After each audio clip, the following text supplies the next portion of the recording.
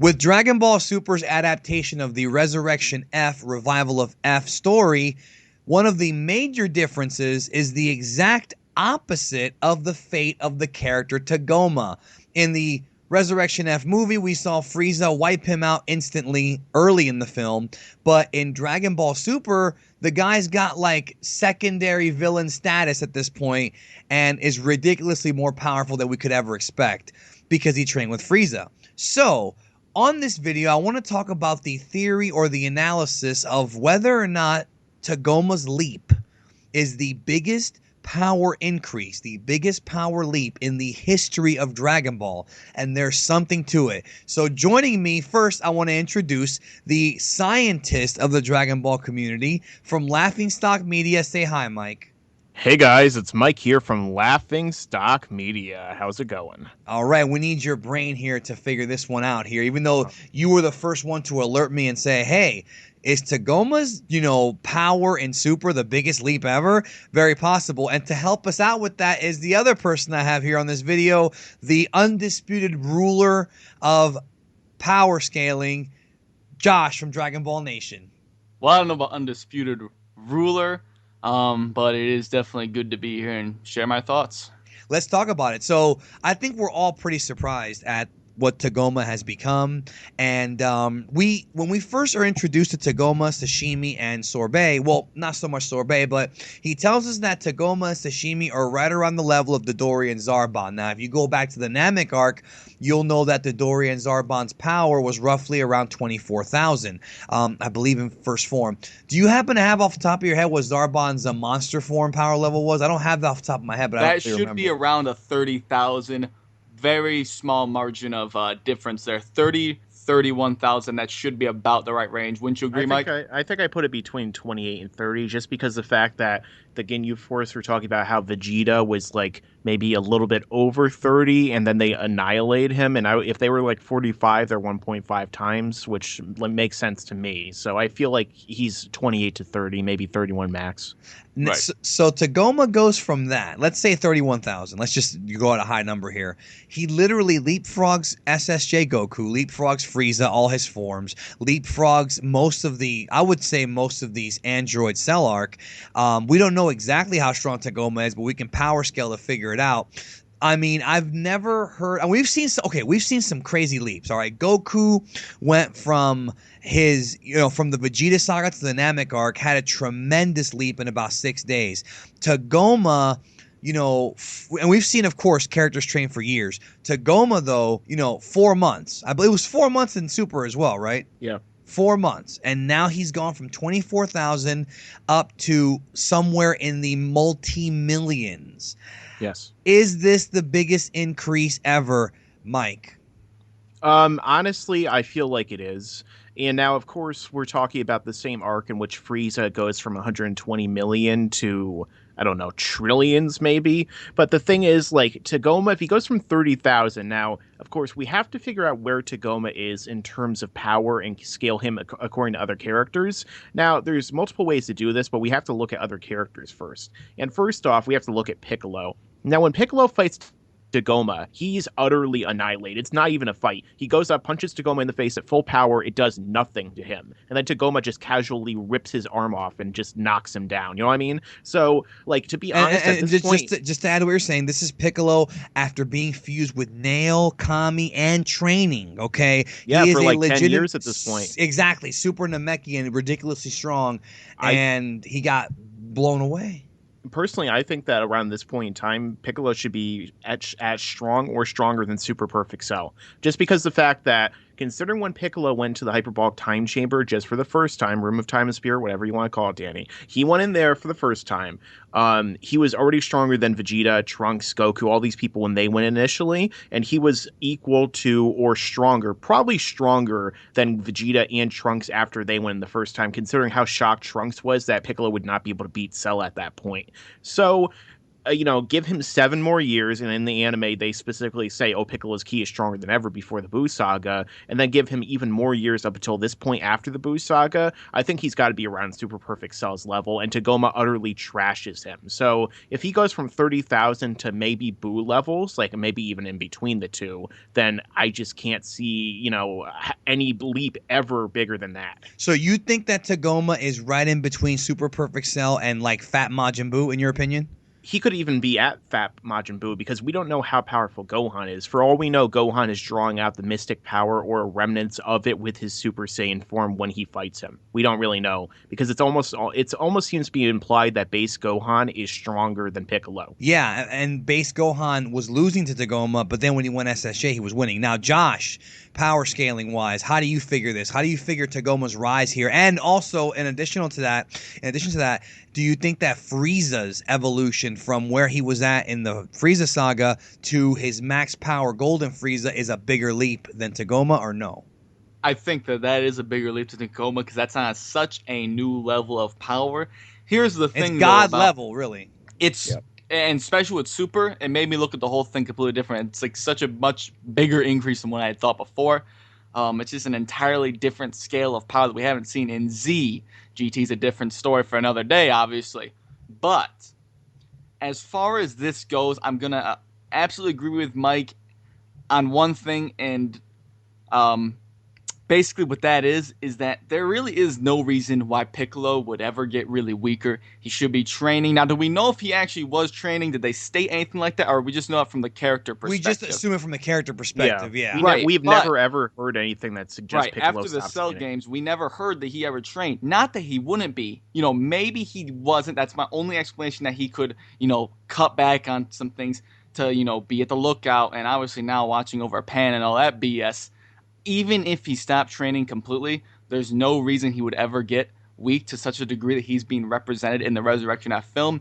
And here with Super, we don't know Tagoma's power at all. But I don't think he's at the level of Majin Buu or even Super Perfect Cell. And the reason I say this is based on what Frieza said. Now, what Frieza said, and take this with a grain of salt because this is my interpretation of it.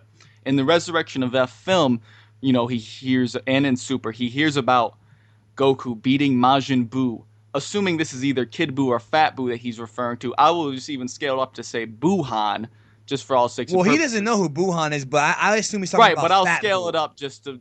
Right, absolutely. I would still I'm just scaling it up to that to give him a little bit more of an advantage, I suppose, let's just say. Yeah.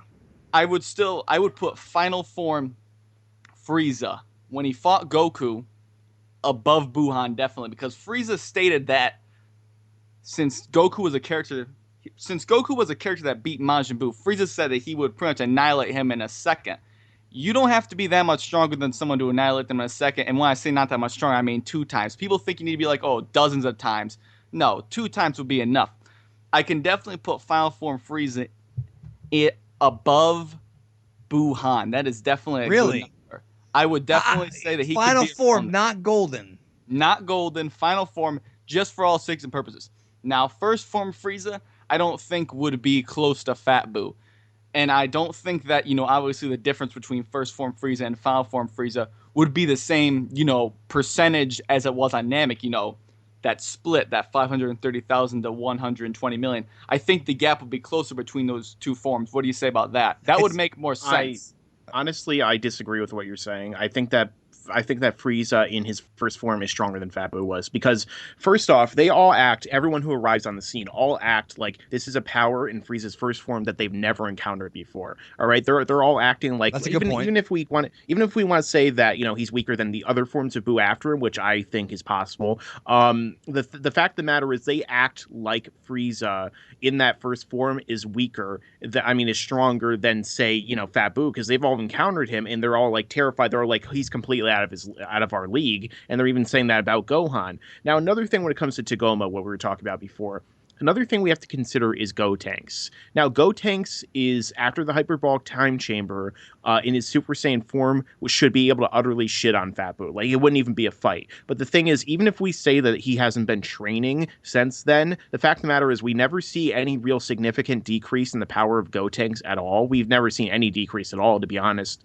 And the thing is, when he comes in, he hits Tagoma at, like, full power. Now, of course, he hit him in the ball, so that's going to, that's for comedy's sake. But the fact of the matter is, if he was significantly weaker than Fat Boo, then Gotenks would have flown like straight through him like he did with King Piccolo. You know what I mean? Like with Goku going through King Piccolo, and yet he didn't. Tagoma got back up and he was stronger than ever. You know what I mean? So that to me implies that if you're going to take Gotenks, who as a Super Saiyan should be able to take care of like Fat Boo easily, and then you have him go against Tagoma. Even if Tagoma was overpowered by him, the fact of the matter is he didn't kill him with ease. You know what I mean? And then they make it seem like Gohan is stronger than Gotenks at that point when he turns into a Super Saiyan. So I just feel that even if we say that Frieza's power increase is bigger, because the truth of the matter is obviously going by pure numbers, like if Tagoma goes from 30,000 to like 2 billion or something like that, and Frieza goes from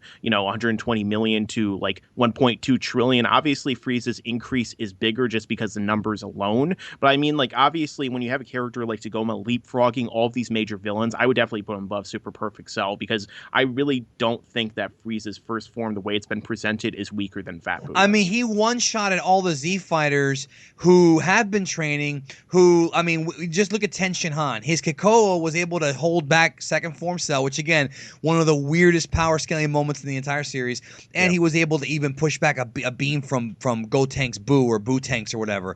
Again, he gets rocked. Krillin rocked. Piccolo rocked. This guy Tagoma, and then it makes you wonder. Okay, Mike and Josh. This is going to go into Mike because he's a scientist here. Does Tagoma's race? Do you think it's a possibility that maybe they're able to exploit Zenkai boost like the Saiyans? I mean, that's a thing.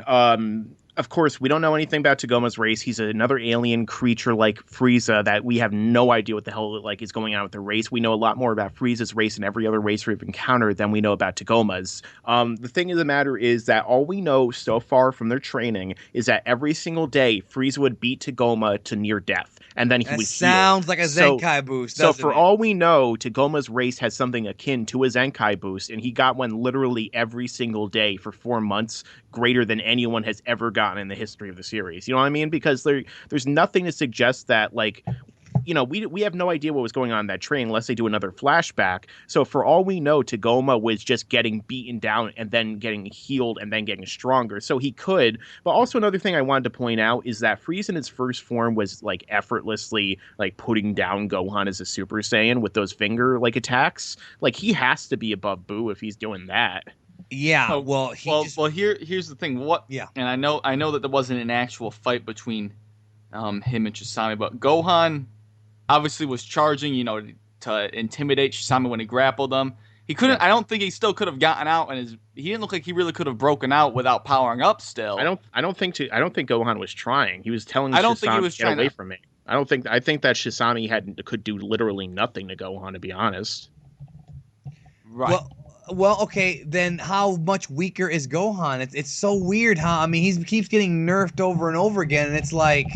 I think from what we've seen, from what they've explained, it makes it seem like Gohan in his base is stronger than Piccolo, and when he turns into a Super Saiyan, he goes up to, a significant higher level. But, I mean, again, with the multipliers in this case, they're all messed up too, because does Frieza get 100, well, not even 120, does Frieza get 240 times stronger from that first form we see him in, like he does in the Namek Saga, to his final form, or does he just increase up to whatever level he fights them in? Same thing with actually getting 50 times stronger, or is he just tapping into some of that latent power that he has within him? We don't know. They never explain this stuff.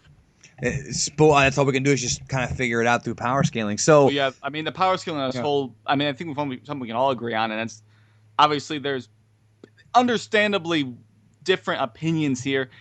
Some people think that Piccolo, like me, Piccolo, those other guys got a lot weaker. We didn't see them training. It doesn't make any sense either. I can agree with that, but we can all agree that the power scaling and the way characters are represented here doesn't make a lot of sense at all, I don't think.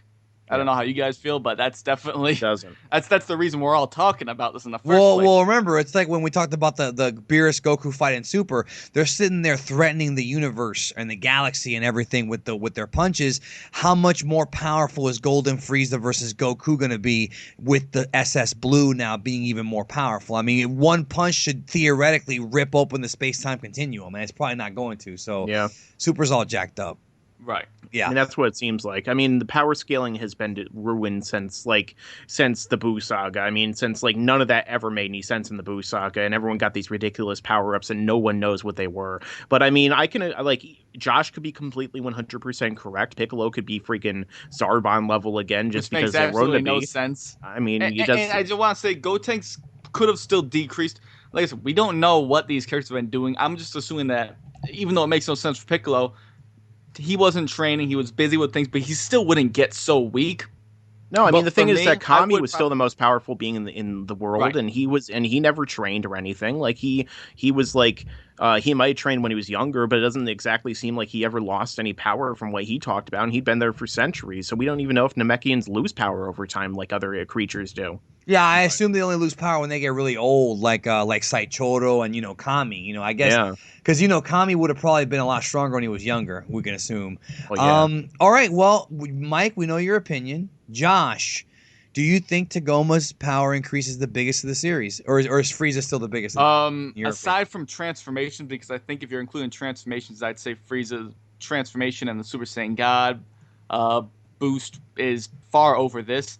As far as straight up training from a set amount of time, I would probably have to say this would be the greatest.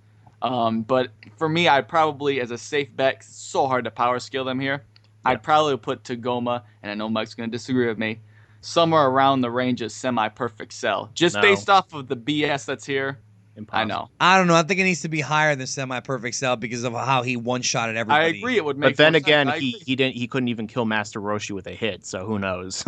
Is That Master is a good Roshi point. stronger than Cell now? That is, Jesus, this is more fucked up than I thought. Oh, all right. Well, let's go to the comment section, folks. Tell us, do you think Tagoma had? Well, nonetheless, the point still stands. Do you think Tagoma had the biggest leap of any character in Dragon Ball history, or is it Frieza, or is it Goku in between these two movies, or what do you think? Let us know in the comment section below, and of course, check out LaughingStock Media and check out Dragon Ball Nation. I'll leave the descriptions to the links in the description below. And before we go, let me just say, all three of us agree Tagoma would make Broly his bitch. That's a fact. I'll catch you down the road.